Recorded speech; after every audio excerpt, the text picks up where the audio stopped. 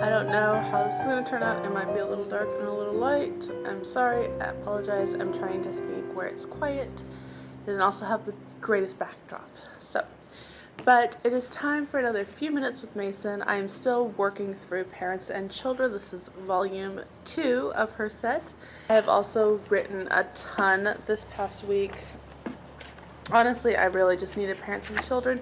This has not so much to do with the academics of Charlotte Mason. This is more of the relationships with Charlotte Mason. And I'll be honest, a lot of what I'm going through right now is just like personal reflection. It's not so much things that I can share without a lot of questions and personal experience. But if it is something that you are interested in me doing, it would be like a chit-chat video on, go ahead and leave it down in the comment section down below. If there's enough interest, then I'll do a video, but if that's not something that would work in your life and it's just specific to mine, I totally understand, and I won't waste either of our time.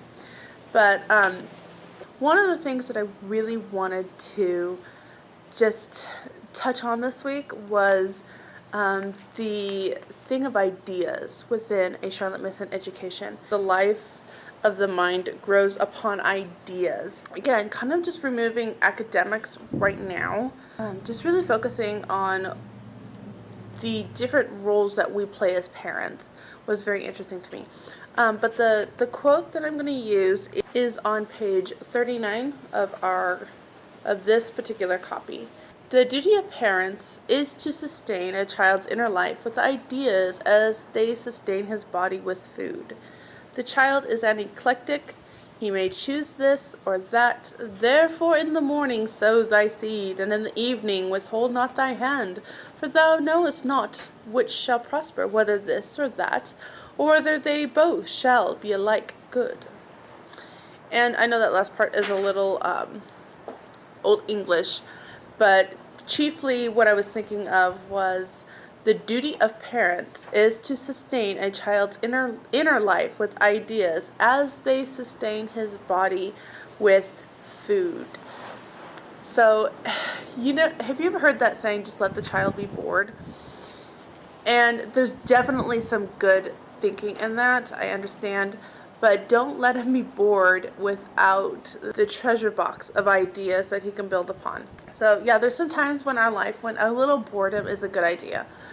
And we're going to be bored sometimes. We do need to figure out how to survive in that. But I really do like this because one of the frustrating things I have is that children tend to get into trouble when they don't know what to do with themselves. We don't want them to become dependent on us to entertain them all the time, and we don't want them to be dependent on being constantly entertaining themselves to the point where they are getting into trouble. And isn't that funny?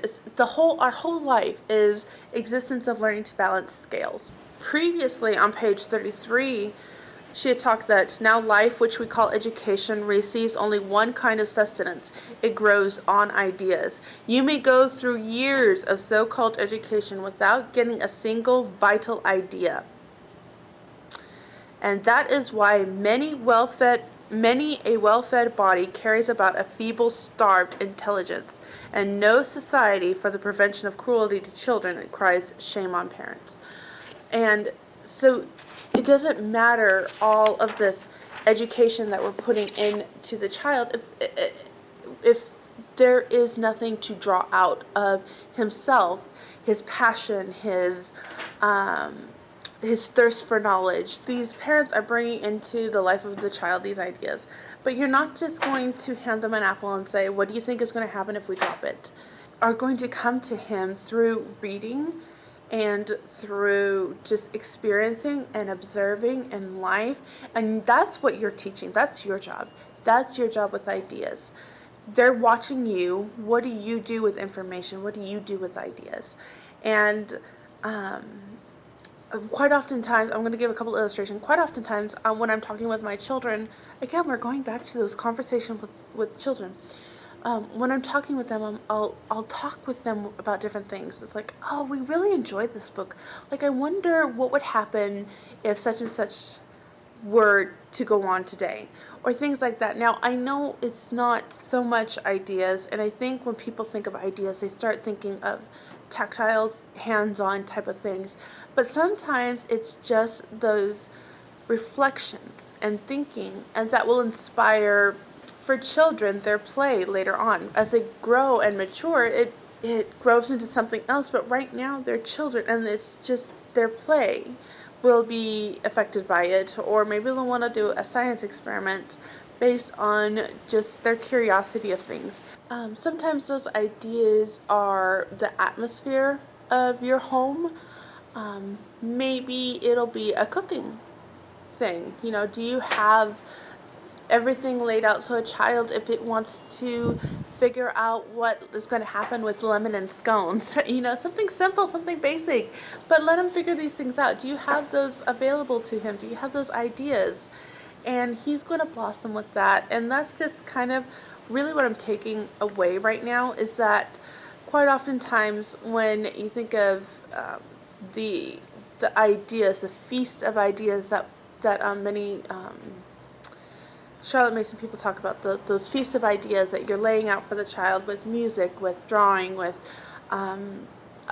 so many other things, science, math, everything else. You're laying out those feasts of ideas, and quite oftentimes I think there's such a fear that our children are not going to be curious, to use the knowledge to the best of their abilities, or to do things correctly. You know, I feel like people think Charlotte Mason children are going to be this perfectly well-read prodigies, you know, reading Plutarch at the age of 8, and creating these scrumptious meals around these hand-crocheted tablecloths, and you know, playing musical instruments all day. Oh, and being able to pick up any kind of art that they see, you know, knowing exactly the history behind it and everything like that. It's almost like that's what people assume these Charlotte Mason homes are supposed to look like. And it's not. You know, maybe your feast of ideas is going to raise children that can code different games. I don't understand that. Or create apps. Or, golly, what is out there? Again, those ideas that start burning in their hearts might start with just a simple, oh, that's a beautiful piece of music. Or, oh, that was really fun how the different dyes ran from the different jars across the paper towel that we used. You know, just simple things like that. Those are your ideas. And those have been given to them. And those are what the children are going to take and build upon. I just want to close with this thought. It's from page 36, and I think it works really well. These ideas are not to be given of set purpose, nor taken at set times. They are held in that thought environment, which surrounds the child as an atmosphere, which he breathes as his breath of life, and this atmosphere in which the child inspires his unconscious ideas of right living emanates from his parents. Every look of gentleness and tone of reverence, every word of kindness and act of help passes into the thought environment, the very atmosphere which the child breathes. He does not think these things, may never think them, but all his life long they excite that vague I cannot say this word. Do you know how many times I've read this and cannot say this word? So vague appetency towards something, out of which most of his actions spring. And that's from page 36, and I'm going to just leave that as, you know, the closing thought to this video. But I hope it was kind of, again, it's not like my last two videos with living books and the family. Like, this one really has to make you think and ponder, and trust me, I have been studying this since last week. Really, really, really thinking about it, and really just trying to visualize what that would look like in a home life. And you know what? It's probably not going to look like a Pinterest perfect picture. It's probably going to have a child hanging his head in frustration because it's not as he envisioned. And it's probably going to be a mom near tears because of the mess that's involved.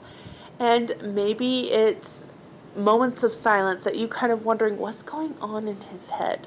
Like, is there something that I should know about? And maybe it's that thought that's starting to spark. It's not something that necessarily we'll be able to see. And I'm going to just, I think this is going to be a little bit difficult to make sure that this stays within 10 minutes. But it's going to be kind of like what she talked about even earlier, and it's coming forward to my mind.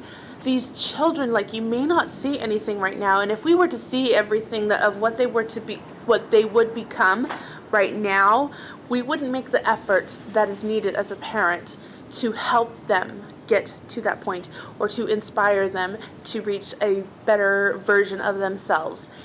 If we knew exactly what kind of person this would turn out to be, with and without our, with or without our effort, then it's kind of like the painter that knows what he could paint and then actually has to do it, you know. And it's kind of that same thinking with the ideas and things like that. So anyway, I'm going to leave this here. Thank you so much for watching. If you would like to see more of these videos and you're not already subscribed, please go ahead and click that subscribe button. And I need to go, and I will see you next time. So until that time, have a very blessed day, and I will see you in my next video.